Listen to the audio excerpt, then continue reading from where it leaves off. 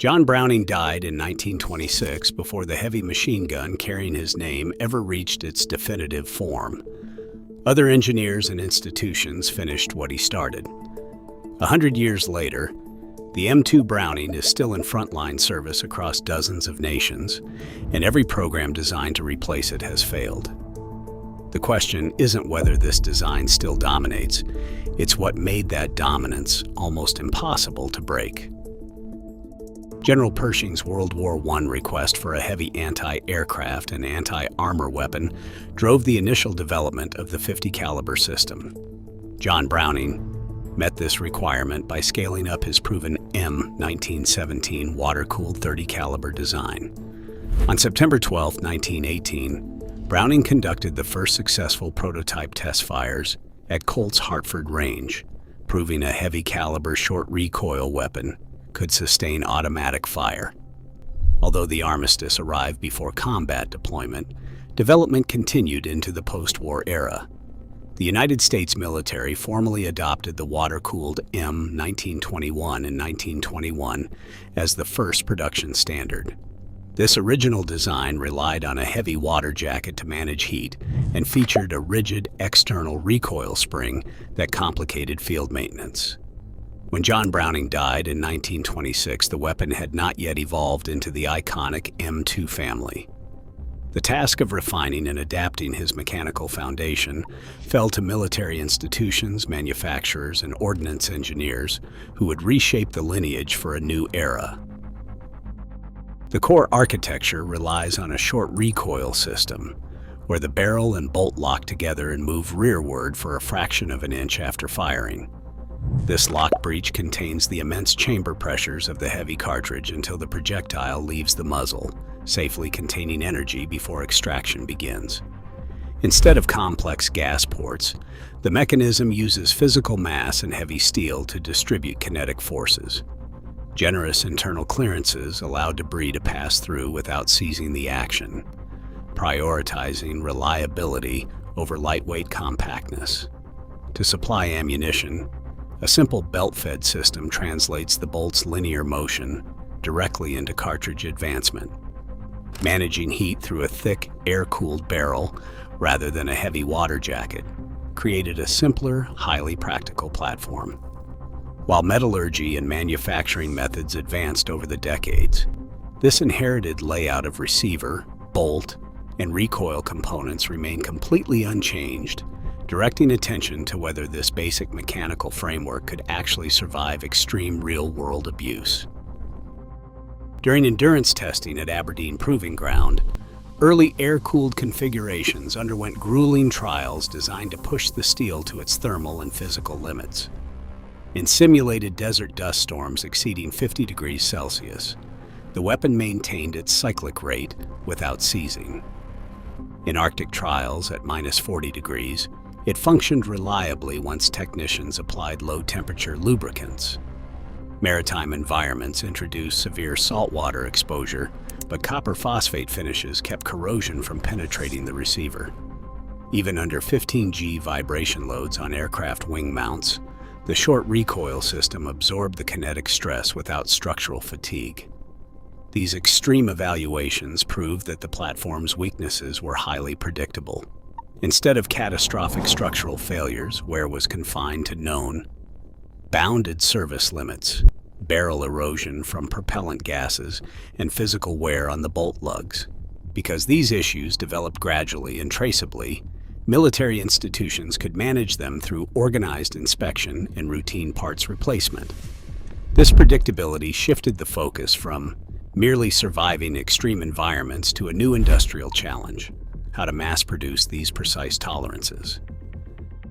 During the interwar years, fabricating the M2 relied on manual milling, carburizing furnaces, and close hand-fitting to achieve the necessary tolerances. This labor-intensive craft quickly gave way to industrial mobilization during World War II, when production expanded across a massive network of private manufacturers and government arsenals. While tooling and workflows changed overnight, the underlying specifications remained strictly preserved. Over the decades, metallurgy evolved at the component level. introducing chromium molybdenum alloys and vacuum induction melting to improve thermal resistance without altering the gun's core geometry. In the post-war era, computer numerical control machining, controlled tolerances, and automated inspection replaced manual assembly line checks. This modern tooling dramatically increased component uniformity, yet the physical dimensions, bolt travel, and feed geometry remained identical to those of the early blueprints. Design continuity survived not because manufacturing methods stayed frozen, but because a shared framework of engineering drawings, tooling knowledge, and inspection practices persisted across generations of industrial history. The establishment of the 12.7 by 99 mm cartridge as a NATO standard in 1954 transformed the heavy machine gun from a national asset into a shared treaty infrastructure. This ammunition unification allowed a vast pool of interchangeable components to flow freely across international borders. Parts produced in 1942 could rebuild a weapon fielded in the 21st century, drawing from legacy strategic stockpiles without dimensional mismatch. For military organizations, the primary value lay in the institutional memory built around this mechanical stability. Generations of armorers trained on identical maintenance manuals, using standardized headspace gauges, receiver wrenches, and diagnostic routines. Systematic maintenance records preserve decades of behavioral data, turning routine servicing into predictable preventative care.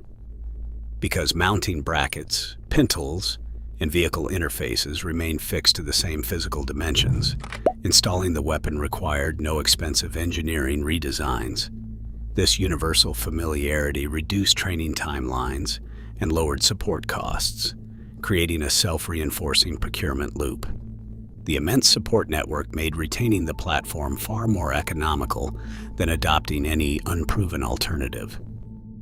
The 1933 adoption of the air-cooled M2 heavy barrel, or M2HB, established the mature configuration of the weapon family. This design diverged into specialized variants tailored for distinct operational environments. While infantry and armored vehicles utilized the M2HB with its thick, heat-resistant barrel to sustain ground fire, military aviation required a different engineering balance. This led to the lightweight AN-M2 aircraft variant, which prioritized a high rate of fire over barrel mass to arm Allied fighters and bombers. By World War II, these distinct configurations entered mass production, resulting in the fabrication of approximately 2 million units. They equipped everything from B-17 wing mounts to tank turrets and naval anti-aircraft decks. This structural adaptability ensured the weapon's continuous deployment through successive conflicts in Korea and Vietnam, and throughout the Cold War. By serving as both a ground mount support weapon and a vehicular defensive system, the design lineage maintained institutional continuity, proving that a single mechanical framework could successfully meet diverse military roles across changing eras. In 2010, Army modernization managers type classified the M2A1, establishing a controlled update that resolved long-standing operational vulnerabilities without abandoning the weapon's foundational architecture. This refresh targeted crew safety and maintenance efficiency while preserving the established receiver dimensions.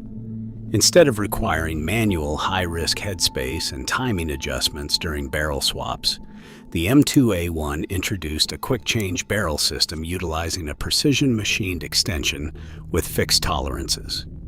Upgrades also included a positive manual safety interlock, an ergonomic carrying handle, and a slotted flash suppressor that reduced muzzle flash by 95%. Yet beneath these component improvements, the core short recoil mechanism, receiver lineage, and vehicle mounting dimensions remained identical to the 1933 drawings.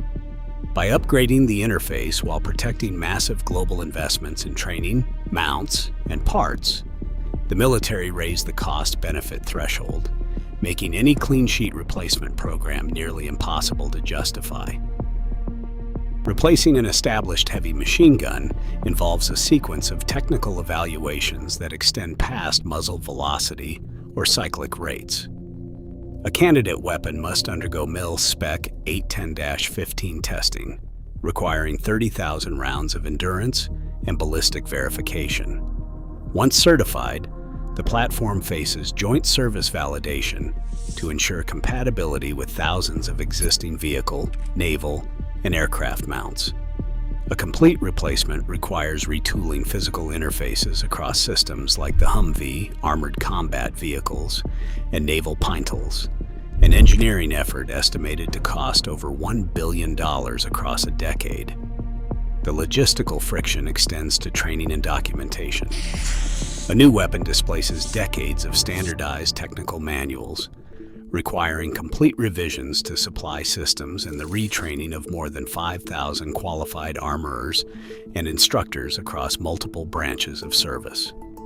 Alternative evaluations illustrate these systemic difficulties. The lightweight M2HB reduced system weight to 42 pounds, but sacrificed anti-aircraft utility with its low rate of fire of 260 rounds per minute, leading to its cancellation in 2012. Conversely, the GAU-19 rotary gun offers high fire rates but demands substantial electric power, carries a heavy weight penalty, and incurs higher life cycle maintenance costs. Every proposed alternative presents a compromise in weight, ammunition demand, or power supply.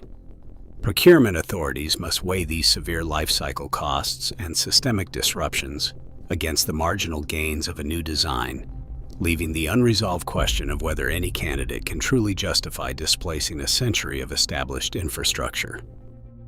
The continuous service of the Browning heavy machine gun reveals a broader pattern in early 20th century engineering. It proves that longevity does not require a weapon to remain completely untouched. Instead, survival depends on a durable foundational architecture that allows decades of controlled, incremental refinement. In this design philosophy, reliability becomes inseparable from institutional trust. Manufacturing continuity directly supports field repair, while strict physical standardization ensures economical retention. The accumulated institutional knowledge of armorers, engineers, and suppliers transforms from a historical record into active technical value. Unlike modern engineering approaches that prioritize maximum novelty and rapid replacement cycles, this older school of design favored heavily built, highly serviceable, and easily manufactured systems. A mechanical platform outlives its original era when its physical performance and support networks evolve in unison. Under these conditions, sheer age is distinct from obsolescence. Age alone does not prove that a mechanical system has lost its practical utility. By adapting modern materials and interfaces around a stable, functional core, the platform challenges the typical life cycle of military technology, leaving the question of its eventual retirement permanently open. Today, the M2 is no longer just a weapon, it is an infrastructure.